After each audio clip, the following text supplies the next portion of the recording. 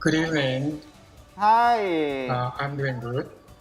So apparently today is Bike to Work Day in the United States. Probably we haven't yet have that kind of day here in Indonesia. But the cycling trend has been growing rapidly in Indonesia, especially during the pandemic. But do you think the trend will continue as things are now starting to return to, say, normal? Okay. Thank you for having me. You are right about the trend. It's been rising, and especially during the early pandemic. What we are having now actually is something that normally also happens to every trend. That is the beginning of the winning phase. The good thing, however, is we still have more people using their bicycles compared to the pre-pandemic era, although mostly for exercise and recreational reasons. There is the latest data gathered by the Jakarta Transportation Agency that shows the daily average number of cyclists every weekend is hovering around 2,000 people, Whoa. and it reached 5,000 in March. It is encouraging still. We surely hope the trend won't be dwindling, but we cannot depend solely on whatever might happen just like that. Right. We have to make sure it happens, and that's what Back to Work Indonesia does. All right. So, it's a good news that Jakarta nowadays has a permanent bike lane, right? Along throughout the Sudirman and Tamarin as well. So it's a good thing. But sometimes there are some conflicts, if I may say, between bicycles versus motorbikes or bicycles versus cars, which we want to avoid though. But if we talk about the impacts of the cycling trend, what are the impacts of it? The advantages and also the problems caused by bicycles trend nowadays. I think the impacts or benefits of cycling are well documented, and over the years, new research findings keep being added to the vast knowledge resources we already have. I think there are at least three categories of cycling impacts: physical and mental fitness, clean and healthy environment, and also livable cities. Now, with regard to the problems cities are facing now, namely air pollution as well as emission of greenhouse gases, congestions, and high road traffic fatality rates, cycling is the only possible measures that can be relied upon. In the case of air pollution and noise pollution as well, for instance, we've known how clean the sky was during the early imposition of community activities restrictions when the pandemic just began. It is true that the decreasing usage of cars and other motorized vehicles were not the only factor at the time, but we cannot belittle it. So I think it is important that we have to make sure that the using of cars and motorized vehicles are decreasing. We need policy for that matter. Okay, we mentioned earlier that we never ride a bike to work before, and I think we know how to ride a bike, but we're not but cyclists, not biking right? to work on the street. Exactly, we're not cyclists. So, what are the most important rules and ethics that we have to follow when we're cycling? What we should and should not do? Basically, cyclists are no different from other road users. They have to also follow the rules of law. Breaking the law is no. However, I think there are a few exceptions, the aim of which is to protect their safety. These exceptions are based on the principle of the hierarchy of road users. The objective of this hierarchy is to encourage those who can do the greatest harm to others to reduce the danger of or threat they pose. If you, I think if you watch the Spider-Man movies, there are this quote: "With great power comes great responsibility." Yes. That is also the case on the road. For example, cyclists have to be given the right of ways by motorized vehicle users almost at all times. Or cyclists are allowed to ride on the sidewalk whenever there aren't bicycle lanes, and etc. etc. So actually, that is what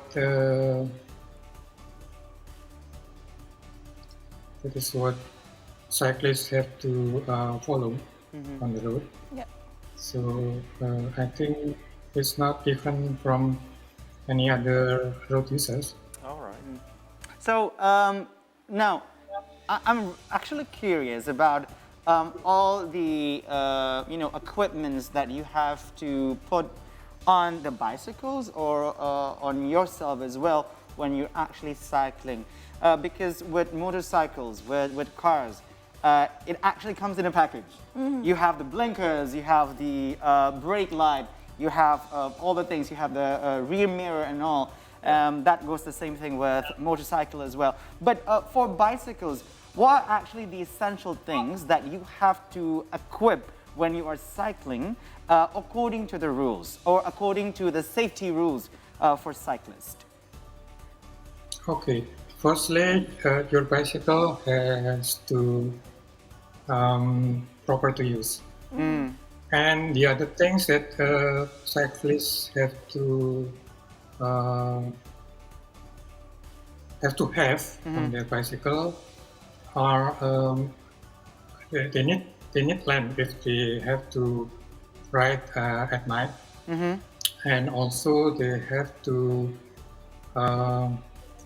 have all the things that make sure that their safety is or they can be seen by other road users. Other than that, I think we don't need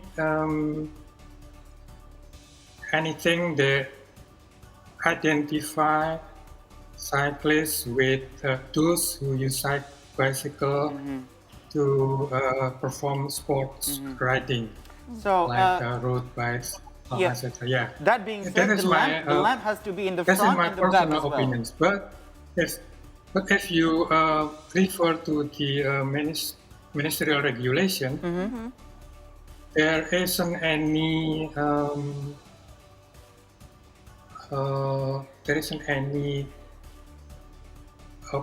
response of, I think, any rules that cyclists have to wear helmets, for instance, because helmets. This is something that might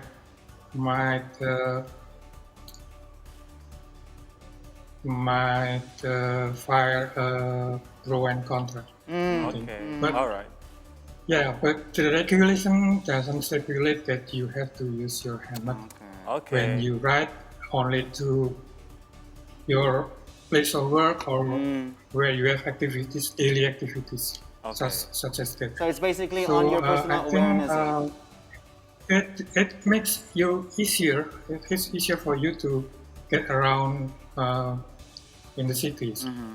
Okay, so Pak Purwanto, as one of the largest bicycle communities in the country, what programs are your group currently having these days?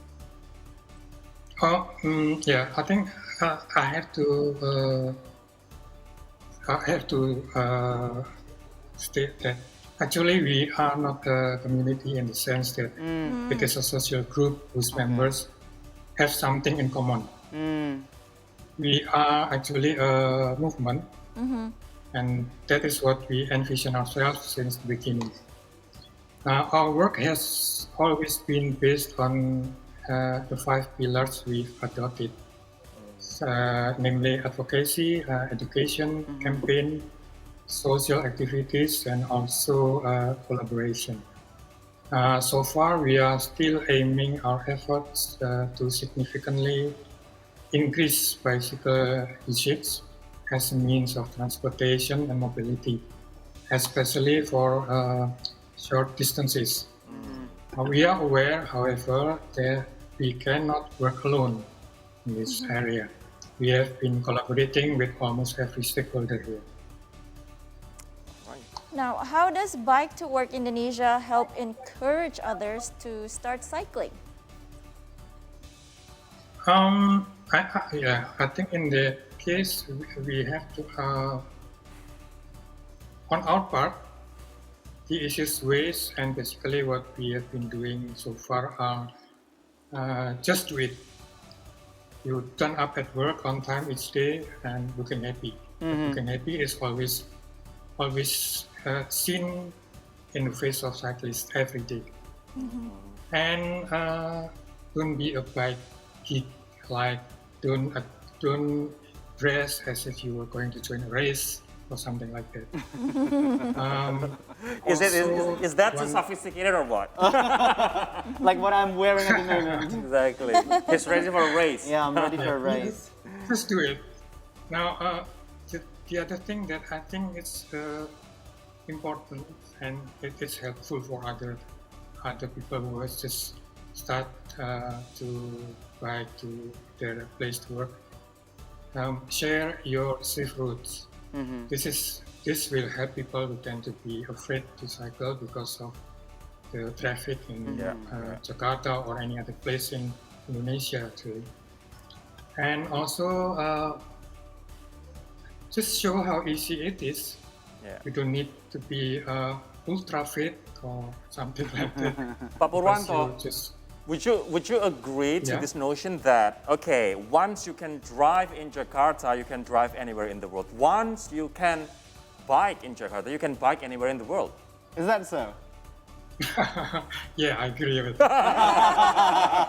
Kudos to Jakarta City, yay! All right, so we knew that the government of Jakarta has provided like a dedicated bicycle lane. But, you know, for one and many days, it has been not functioned as it is meant to be.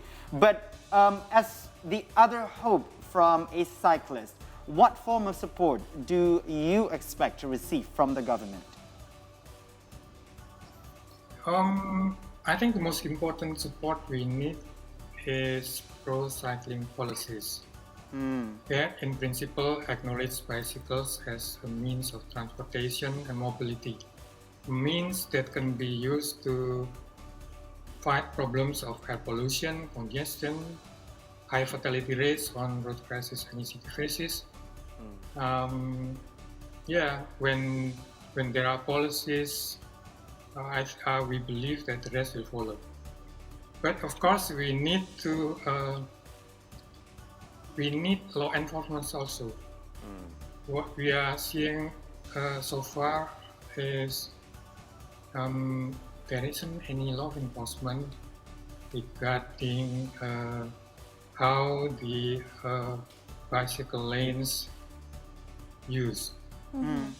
So you see that every time after hours, in a moment after hours, we see many motorcyclists. They just go through the bicycle lanes and as if they are allowed to do that, and without any